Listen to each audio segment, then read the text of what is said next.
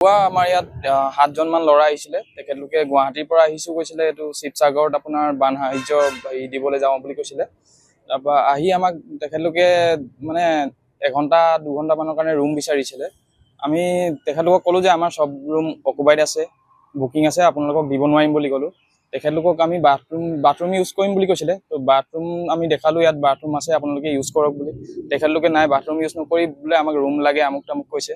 তাৰপৰা আমাক গালিও দিছে, কৈছে যে আমি ভাইৰেল কৰি দিম আপোনালোকক, এনেকুৱা ব্যৱহাৰ কৰিছে আমুক হেৰি কি বুলি কয়, আপোনালোকে আমি ইমান এটা ভাল কামত আহিছো বোলে, আপোনালোকে আমাক হেৰি কৰা নাই, তেনেকৈ গালি দিছে, আমাক ভাইৰেল কৰি দিম, ফেচবুকত ভিডিঅ' দি দিম, তেনেকৈ কৈছে।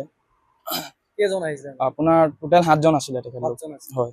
প্ৰথমতে কিহৰ পৰা আৰম্ভ কৰিলে? মানে তেখেতলোকে আহি পিনি ক'লে যে আমাক এনেকৈ ৰুম এটা লাগে, আমি ফ্ৰেছ হ'বৰ কাৰণে শিৱসাগৰলৈ যাওঁ, আমি কালি ৰাতিয়ে আহিছো, তেনেকৈ কৈছে। তোমালোকে যেতিয়া আইডি প্ৰুফ বিচাৰিছিলা, তোমালোকে আইডি প্ৰুফ দিব বিচাৰিছিলা? আইডি প্ৰুফ মানে প্ৰথমতেতো আমাক আইডি প্ৰুফ নাই দিয়া, পাছত আমাক হেৰি এটা কিবা কাৰ্ড এটাই দিছিলে। আইডি প্ৰুফ তেখেতলোকৰ হেৰি আইডি প্ৰুফ নাই দিয়া। হয়। আৰু তেনেকৈ আমাক মানে অলপ ধমকি গালি গালাজ কৰিছে যে আপোনালোকে তেনেকুৱা ব্যৱহাৰ কৰিব নালাগে, আমাৰ ইয়াত কেমেৰা আছে, কেমেৰা চেক কৰিব পাৰে আপোনালোকে। হোটেলৰ স্বত্বাধিকাৰীকো গালি পৰাৰ কথা কৈছে। হয় হয়, গালি পাৰিছে, আমাৰ মেনেজাৰকো গালি পাৰিছে, আপোনালোকে বোলে আমাক এনেকুৱা দুৰ্ব্যৱহাৰ কৰিছে বুলি কৈছে। তেওঁলোকে দম দি পেলাই ফ্ৰীকে ৰুম বিচাৰিছে? ফ্ৰীকে বিচাৰিছে। দম দিছে? দম দিছে আমাক যে তোমালোকে এনেকুৱা ব্যৱহাৰ কৰিব নালাগে বোলে, আমাক ৰুম এটা দিব লাগিছিলে, তেনেকৈ কৈছে। তেখেতলোকে কোৱা মতে গুৱাহাটী বুলি কৈছে। তেখেতলোকে আমাক ফ্ৰীকে ৰুম বিচাৰিছিলে। প্ৰথমতে এটা ৰুম লাগে বুলি ক'লে, তাৰপাছত ক'লে যে আমি 6 জন 7 জন ল'ৰা আছো বোলে, 2টামান ৰুম 3টামান ৰুম দিয়ক, তেনেকৈ বুলি কৈছিলে। আৰু আমাৰ মেনেজাৰক মাতিবলৈ কৈছে, বাৰে বাৰে ফোন কৰাই আছে আমাক। আৰু ছাৰকো আমাৰ মালিকক ফোন কৰিবলৈ কৈ আছে, মাতক ইয়ালৈ মাতক বুলি কৈছে।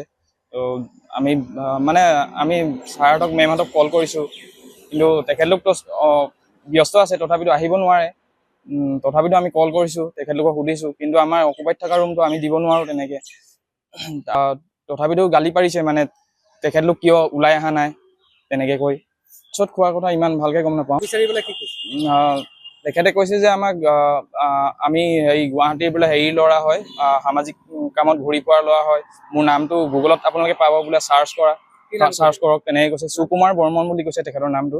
আমাক বাৰে বাৰে গুগলত চাৰ্চ কৰিবলৈ কৈ আছে যে মোক সকলোৱে চিনি পায়, তেনেকৈ কৈছে।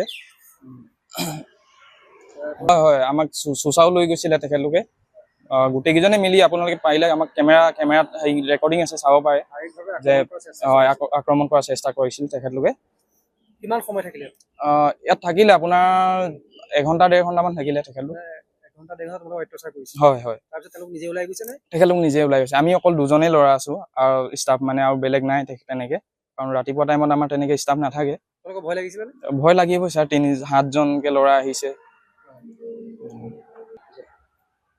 আমি বৰ্তমান থানাত এজাহাৰ দিছোঁ, সকলোৱে মিলি এফালৰ পৰা, আমাৰ চাইনিং চান হোটেলৰ পৰা। আমি আৰক্ষীৰ পৰা মুঠতে এটা ন্যায় বিচাৰিছোঁ যে আমাক তেনেকৈ দুৰ্ব্যৱহাৰ কৰিছে, এই গতিকে